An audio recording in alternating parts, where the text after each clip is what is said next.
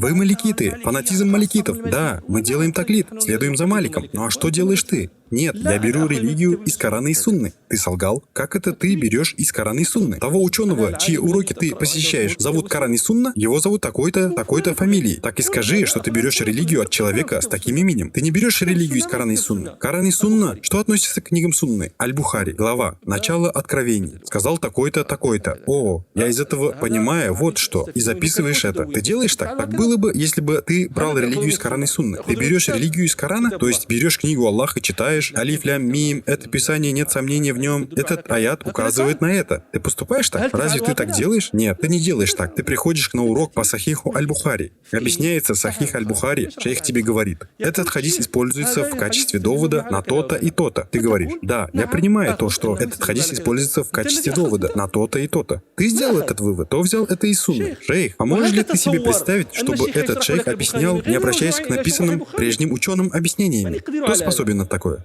Какой глупец может вернуть себя в такое положение, последствия которого не будут похвальными? Приступить к объяснению Сахиха Аль-Бухари, не глядя ни в одно из написанных объяснений Сахиха Аль-Бухари, со словами «Я объясняю вам Сахих Аль-Бухари». Что это такое? Даже Сибавех не способен на это.